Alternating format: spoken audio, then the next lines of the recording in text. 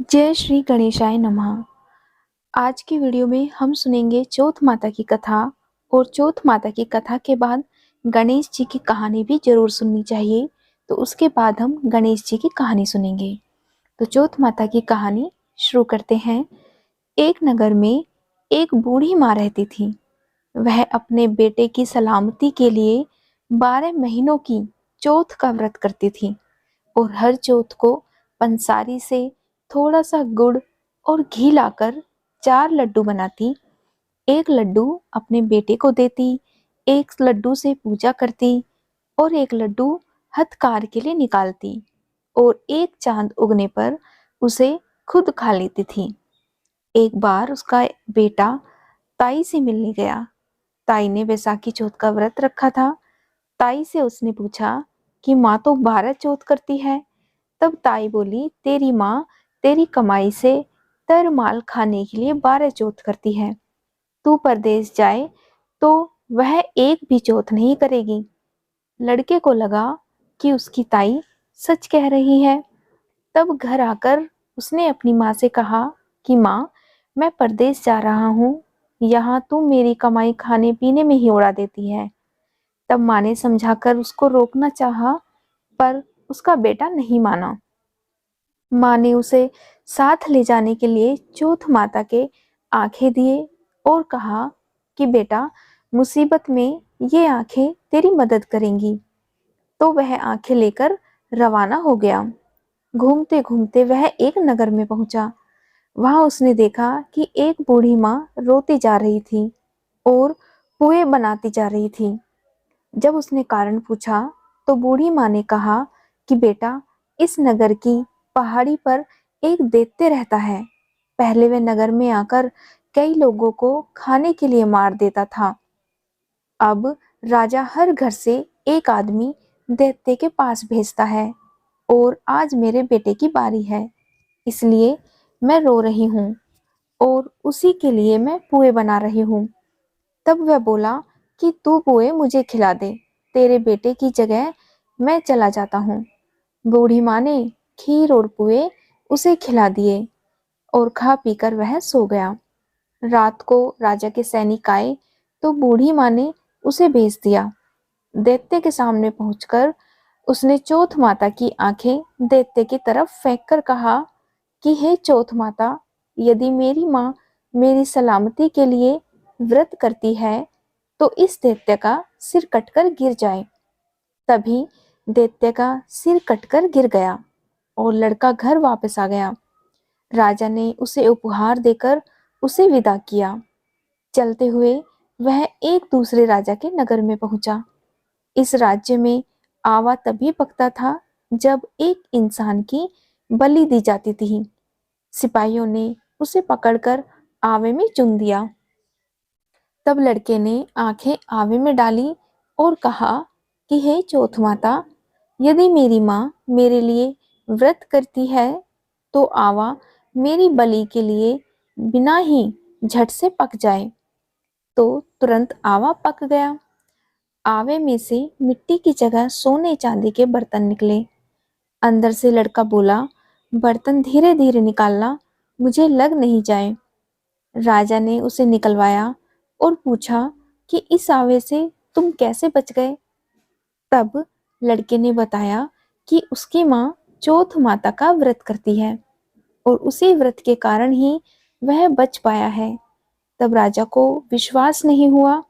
उसने एक चांदी की सुराही मंगवाई और कहा कि सुराही की नली से निकल कर दिखाओ, तभी मुझे विश्वास होगा। तब लड़के ने चौथ माता को याद करके आंखें सुराही में डाली और कहा कि मैं भंवरा बनूं और सुराही से निकल जाऊं। तब लड़का देखते ही देखते भंवरा बन गया और सुराही से निकल गया। अब राजा ने खुश होकर राजकुमारी की शादी उसके साथ करवा दी और सभी लोगों को चौथ माता का व्रत करने को कहा। तब उसे अपनी माँ की याद आई। उसने राजा के पास जाकर खुद के नगर जाने की इच्छा जाहिर की।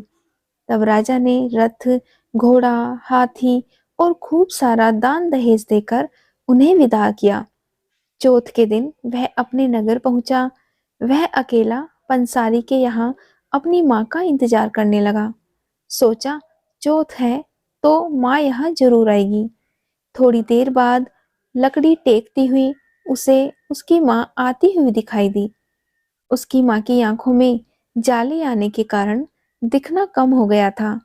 लड़के ने जानबूझकर अपना पैर लकड़ी पर लगा दिया और कहने लगा कि बल रे पूत काटी मेरे पैर के लगा दी। माँ ने उसे पहचाना नहीं तो कहने लगी कि भैया मुझे चाहे कितनी गाली निकालो पर मेरे बेटे को कुछ मत कहना। तब बेटा माँ के चरणों में गिर पड़ा और कहा कि माँ मैं तेरा ही बेटा हूँ, मुझे माफ कर दो। तब माँ ने उसे अपने गले लगा लिया।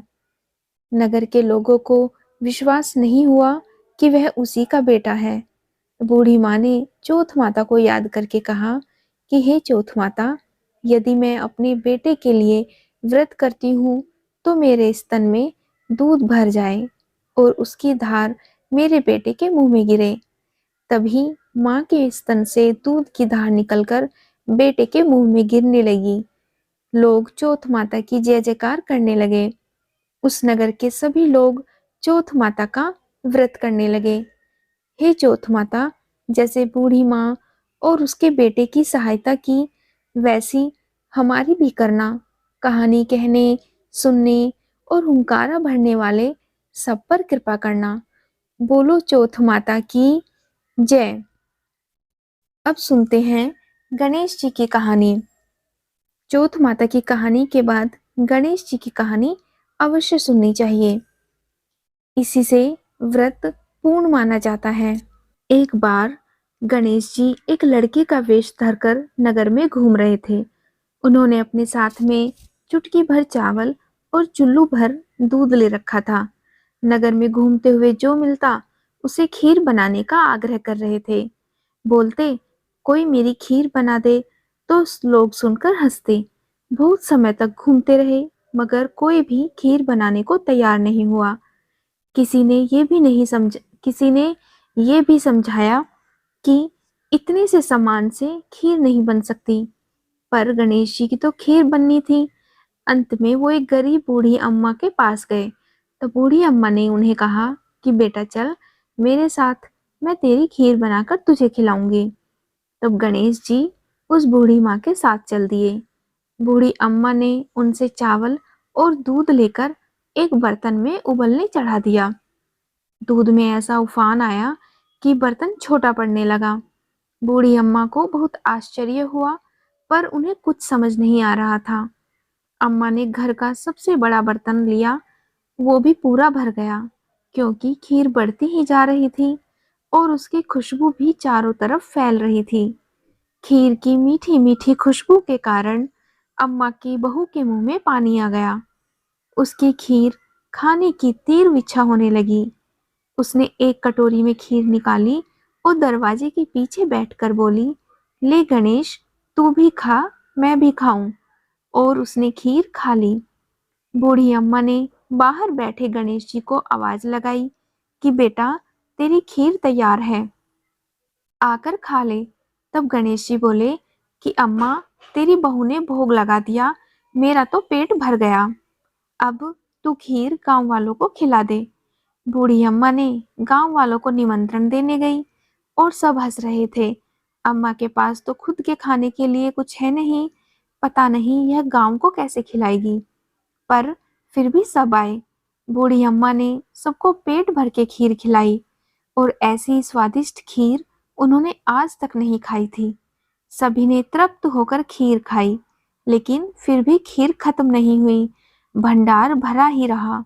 हे गणेश जी महाराज, जैसे खीर का भगोना भरा रहा वैसे ही हमारे घर का भंडार भी सदा भरे रखना। बोलो गणेश जी महाराज की जय। आज की वीडियो में इतना ही। उम्मीद है आपको आज की वीडियो ज़रूर पसंद आई होगी। अगर आपको आज की वीडियो पसंद आए तो वीडियो को लाइक और चैनल पर अगर पहली बार आए हैं तो चैनल को सब्सक्राइब जरूर करिएगा और कमेंट बॉक्स में चौथ माता की जय और गणेश भगवान की जय भी अवश्य लिखिएगा।